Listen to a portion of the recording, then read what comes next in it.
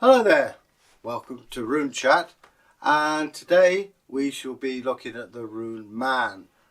You'll see a picture of it come up in a minute, and it's one of the runes that represents humans for once.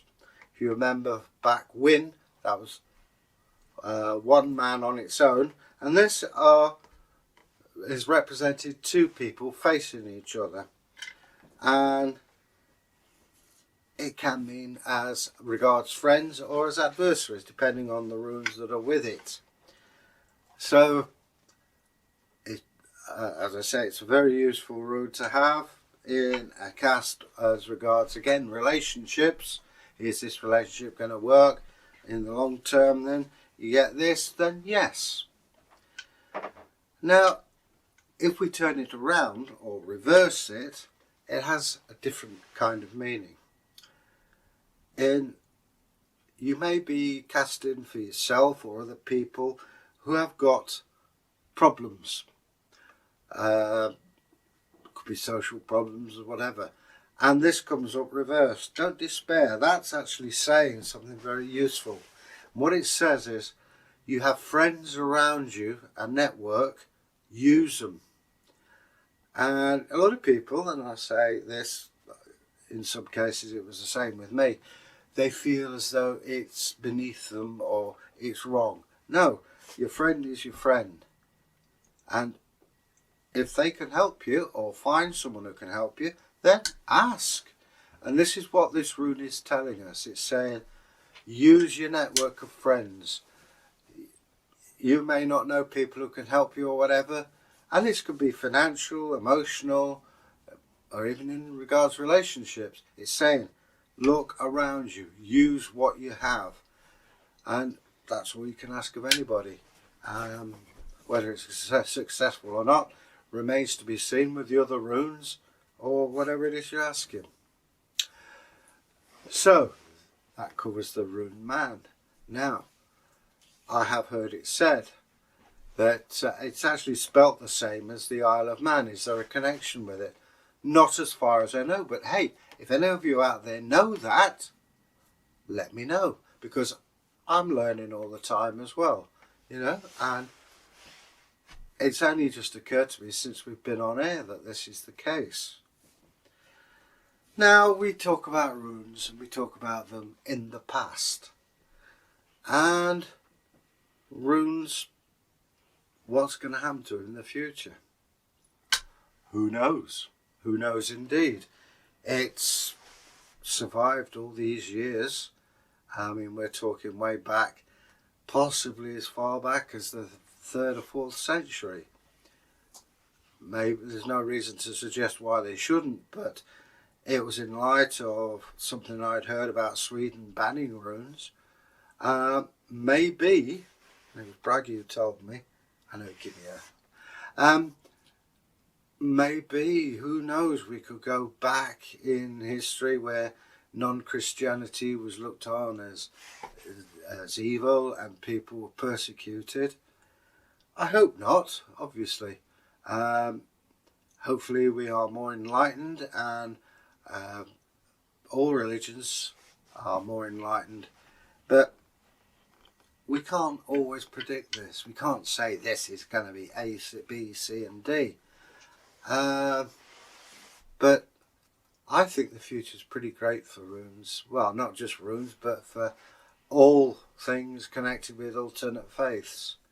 The one, and don't quote me and don't bash me for this, I think Christianity is sort of going to level out. The numbers they have will be far more ardent and Christian than they have been in the past. By the past, I mean 100 years ago. And I think those will be more secure, and there'll be more people who will go to alternate faiths. You know, there's a whole smorgasbord of them out there, not just Odinic. There's several types of Odinic things you can belong to. And I think it's pretty rosy for everyone, really. To me, personally, and I can even say this for me, religion is a very personal thing. It's everybody I liken it to walking. Some people walk with their feet out, some people with their 4 feet in, some drag their heels. And that's the same with religion. Essentially, we're all doing the same thing, and I have heard it said it's to the same God, and who am I to argue? But the main thing is, you have to, I feel, this is again me, you've got to have belief in something stronger than you are. Yes, there are atheists out there, but when you read some of it, they are as fanatical anti-Christians as born-again Christians can be about Christianity. So, you know, everybody should believe what they want to believe, as long as you don't do harm on anybody and you carry on. And runes are a part of this. So anyway, I've got on my soapbox, and I think it's about time I was put back in my box till the next time we... A couple of points for you. Oh yeah.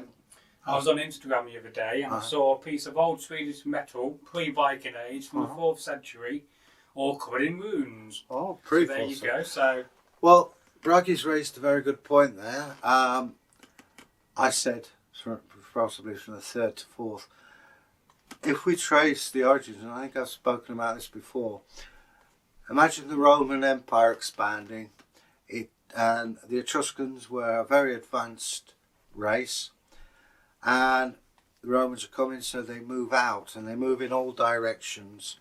And they would have, the Etruscan text, I think, and correct me if I'm wrong, came from the Greeks.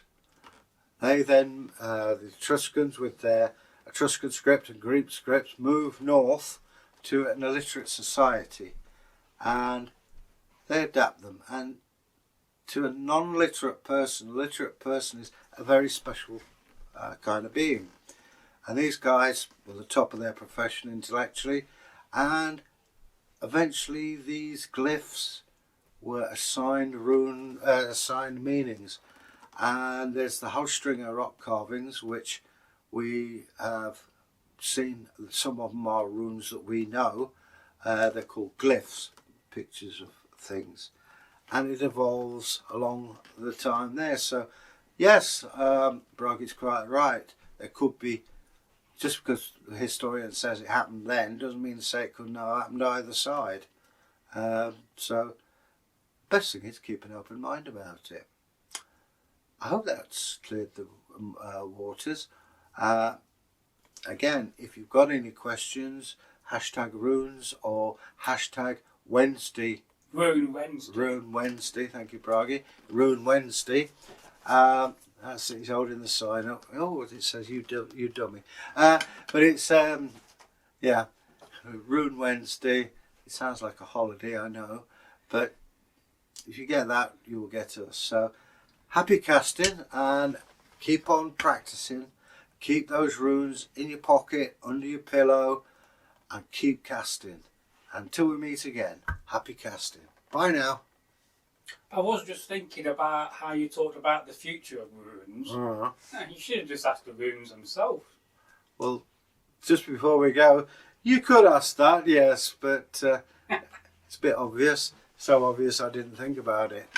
But, there you go. You learn something there every day. Maybe they'll tell you, maybe they won't. They're not forced to. And but goodbye. Bye.